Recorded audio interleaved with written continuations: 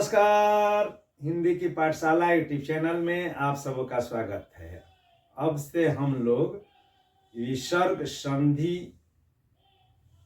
की परिभाषा और उसके नियमों के बारे में जानेंगे। अभी तक हम लोग ये पढ़े कि संधि में दो वर्णों या ध्वनियों का मेल होता है और उसमें स्वर संधि में स्वर का स्वर के साथ मेल होता है और व्यंजन संधि में स्वर या व्यंजन के साथ व्यंजन या स्वर का मेल होता है, जिसमें अनिवार्यतः एक व्यंजन रहता है। वैसे ही विसर्ग संधि में विसर्ग के साथ स्वर या व्यंजन का मेल होता है। हम लोग ये भी पढ़े कि स्वर संधि में प्रथम पद का अंतिम अक्षर या ध्वनि दूसरे पद के प्रथम अक्षर के साथ संधि करके या जोड़ा बना करके एक नए शब्द का सृजन करती है और उसमें परिवर्तन सामान्यतः पहले पद के अंतिम ध्वनि और दूसरे पद की प्रथम ध्वनि दोनों में होता है और व्यंजन संधि में सामान्यतः परिवर्तन पहले पद की अंतिम ध्वनि में होता है और विसर्ग में या विसर्ग संधि में विसर्ग में परिवर्तन होता भी है और नहीं भी होता है और सिर्फ प्रथम पद के अंतिम वर्ण या ध्वनि या दूसरे पद के प्रथम ध्वनि में से किसके साथ परिवर्तन होगा, इसके लिए भी कोई निर्धारित नियम नहीं है या वह सामान्य नियम नहीं है। तो विसर्ग में परिवर्तन हो सकता है या विसर्ग के पहले वाले वर्ण में भी हो सकता है या बाद वाले वर्ण में भी हो सकता है। तो अब हम लोग देखें विसर्ग संधि का पहला नियम।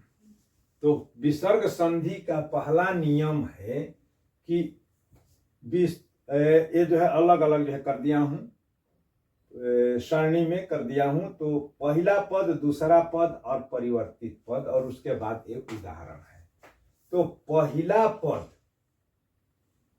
में ही विसर्ग होगा और विसर्ग के पहले अगर अ की मात्रा हो या अ हो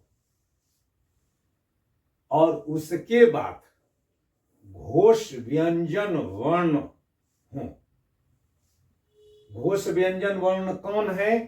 तो स्पर्श व्यंजन वर्ण जिनकी संख्या 25 है, क से लेकर के म तक। तो उसमें तीसरा, चौथा और पांचवा वर्ण या अर्थात अंग ग, घ अंग, ज झ य, ड ढ ण, द ध न, ब भ म और अंतस्थ य र ल व और ह अगर हो तो उस स्थिति में क्या होगा कि विसर्ग का ओ हो जाएगा। फिर से अगर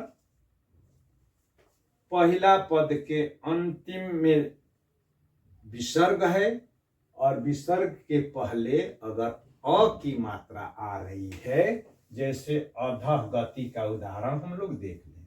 तो अधः का वर्ण विच्छेद हम लोग जब करेंगे तो अ जोड़ ध में हलंत लग जाएगा, यानी कि स्वर रहित हुआ और उसमें अ लगा तब हुआ अध। अब इसमें विसर्ग लगा तो हो गया अध। तो अ की मात्रा है।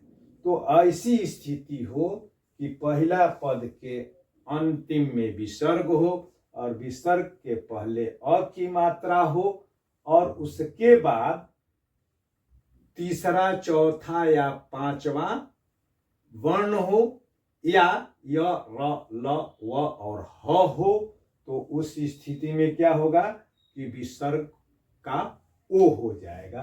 तो अब अध में विसर्ग को ओ अगर करा देंगे, विसर्ग का ओ करा देते हैं, तो ध में ओ मिल गया तो अधो हो गया। अब इसमें गति लगा देंगे, गति को जोड़ देंगे, हो जाएगा अधोगति। तो अध धन गति बराबर अधोगति। वैसे ही मनः धन ज, मनः में न में अ की मात्रा है और इसमें विसर्ग है, और यहां पर ज तीसरा वर्ण है च वर्ग का, जो कि घोष है। ज झ य में से तीसरा वर्ण है, इसलिए विसर्ग का हो जाएगा ओ। तो मन में ओ लग गया तो मनो हो जाएगा मनोज। वैसे ही सरह में धन की संधि कराएंगे तो र क्या है, विसर्ग के पहले अ है और उसके बाद दूसरे पद का पहला वर्ण घोष ज है, इसलिए हो जाएगा सरोज। वैसे ही मनः भूमि, मनः में अ है, अ के बाद विसर्ग है, और भूमि में भ पवर्ग का तीसरा वर्ण है, तो हो जाएगा विसर्ग हट जाएगा, हो जाएगा मनुभूमि। वैसे ही यशः धन दा, यशः धन दा यानी कि दा तीसरा वर्ण है तवर्ग का, तो विसर्ग हटेगा तो यहाँ पर ओ की मात्रा लग जाएगी, हो जाएगा यशोदा। पयः धन दर, तो पयः में अ की मात्रा और ध भी तवर्ग की चौथी ध्वनि है, यानी कि घोष ध्वनि है, तो हो जाएगा पयोधर। वैसे ही मनः धन योग, इसमें नौ में अ है और यहाँ पर य अंतस्थ है, तो उस स्थिति में विसर्ग हो जाएगा ओकार, तो हो जाएगा मनोयोग। मनः धन रथ, मनः में अ और रथ में र अंतस्थ स्वर है, अंतस्थ है, तो हो जाएगा मनोरथ। तपः धन लाभ, लाभ में ल अंतस्थ है य ल, तो हो जाएगा विसर्ग हट जाएगा, लग जाएगा ओकार की मात्रा, हो जाएगा तपो लाभ। वैसे ही मनः धन वांछित, मनः में अ है, वांछित य ल व अंतस्थ, तो हो जाएगा मनो वांछित। वैसे ही मनः धन हर, तो न का अ, उसके बाद विसर्ग, और ह क्या है, घोष वर्ण है, तो मनः धन हर बराबर मनोहर। वैसे ही मनः धन रथ बराबर मनोरथ। तो ये होगा विसर्ग संधि का पहला नियम। अब जो है दूसरा नियम देख लें कि अगर विसर्ग के पहले अ हो, अ वाला ही चलेगा, अ हो जिससे कि आसानी हो, नहीं तो इधर से उधर हो जाता है। पुस्तकों में नियमों को एक तार्किक क्रम नहीं दिया गया है, तो इसलिए याद करने में परेशानी होती है। मैं उसको तार्किक क्रम में देने का प्रयास किया हूं। तो विसर्ग के पहले अ ध्वनि हो, जैसे यहां सब है, और उसके बाद दूसरे पद की पहली ध्वनि भी अगर अ है,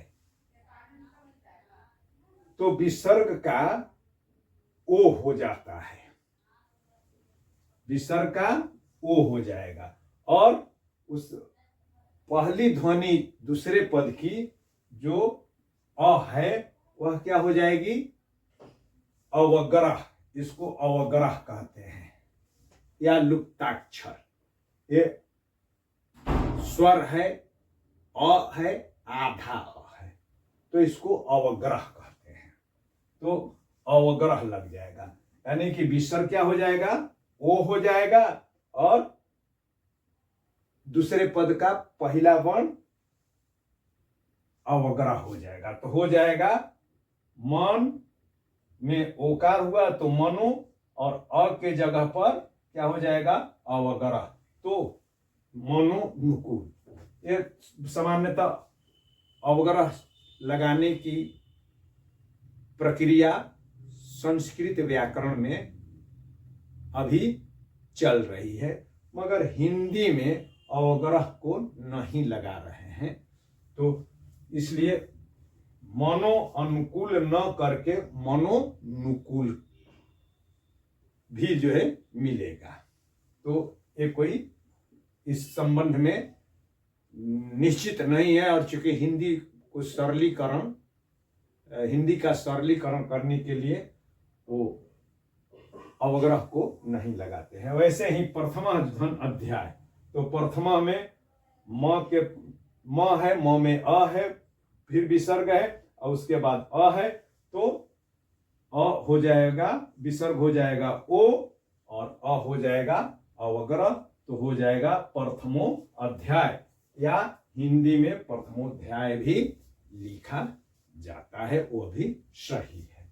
वैसे ही तीसरा नियम अब है। तीसरा नियम क्या है कि अभी यहां तो जो है देखे थे कि घोष है, और मगर इस तीसरे नियम में अगर पहले पद के अंतिम ध्वनि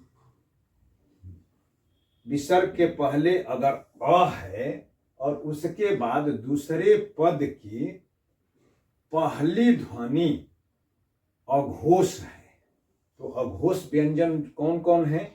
तो प्रत्येक वर्ग का पहला और दूसरा, यानी कि क ख च छ ट ठ त थ प फ, ये क्या है? अघोष व्यंजन है। तो कोई अघोष व्यंजन हो या तालव्य स, मूर्धन्य स और दंत्य स, उसमें व्यंजन का यह भी अघोष है, अगर हो तो विसर्ग संधि जब कराएंगे तो कोई परिवर्तन नहीं होगा, यथावत रख दिया जाएगा, ज्यों का त्यों रख दिया जाएगा। जैसे अंतः धन कर, अंतः में विसर्ग है और त में अ है, और यहां पर कौन ध्वनि है? अघोष ध्वनि है क, चूंकि कबर की पहली ध्वनि है, तो इसलिए इसके बीच संधि में किसी प्रकार का परिवर्तन नहीं होगा, ज्यों का त्यों रख दिया जाएगा, सिर्फ धन का चिन्ह हटा दिया जाएगा और मिला दिया जाएगा, तो हो गया अंतःकरण। वैसे ही प्रातः काल, त में अ है, विसर्ग है और उसके बाद कबर का पहला वर्ण क है, तो हो गया प्रातः काल।